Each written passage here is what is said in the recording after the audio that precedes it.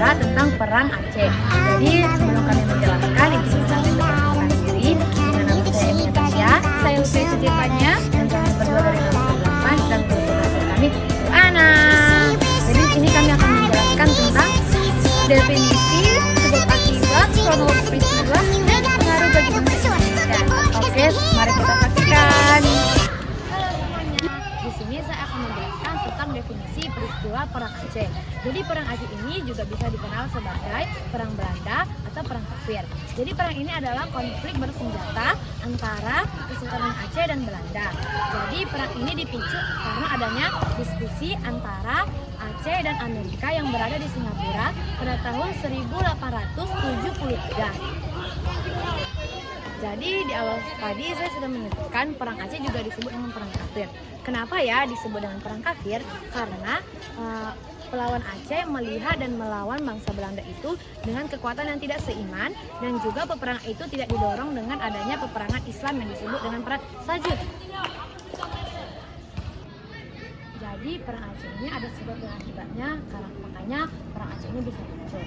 Jadi sebab akibatnya ini adanya keinginan Belanda untuk menguasai sebagian wilayah Aceh yang strategis pada pembukaan pasca Terusan Seut pada tahun 1824. Jadi eksplorasi Belanda ini untuk menguasai sebagian wilayah Nusantara dan juga untuk kepentingan ekonomi dan politik, yaitu perdagangan dan pelayaran internasional untuk kepentingan ekonomi dan politik dan perkembangan Belanda tersebut.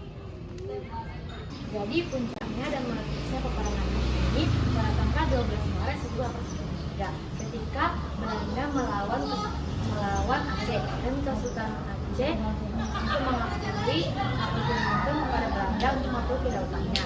Juga ada perjanjian pada tahun 1824 Belanda melanggar perjanjiannya untuk tidak mengganggu kemerdekaan Aceh. Lalu juga ada perjanjian Siak pada 1858. Lalu juga ada perjanjian Sumatera pada 1871. Jadi ini adalah puncak peperangan, dan kronologinya akan dijelaskan dengan teman saya, yaitu Lutfi.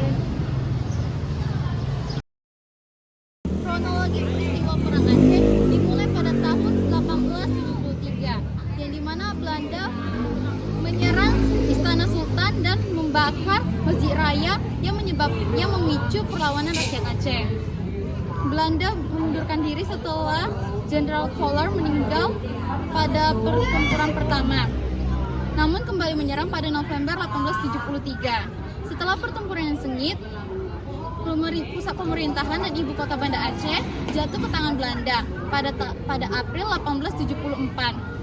Lalu pada tahun 1903, Belanda berhasil menangkap Sultan Muhammad Shah Daud Shah yang menandai runtuhnya Kesultanan Aceh. Lalu pada tahun 1904, para tokoh-tokoh pejuang dan strategis Belanda yang efektif menyebabkan berakhirnya perang secara massal. Meskipun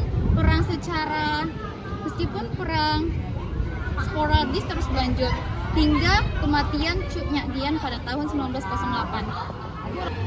Setelah kronologi peristiwa, ada dampak bagi Indonesia. Yang pertama, mempercepat kesadaran nasional dan inspirasi bagi pejuang kemerdekaan. Perjuangan gigi rakyat Aceh melawan penjajahan selama puluhan tahun menjadi inspirasi bagi para pejuang tokoh, karena semangat mereka yang kuat yang memperkuat keinginan mereka bersatu untuk melawan para penjajah.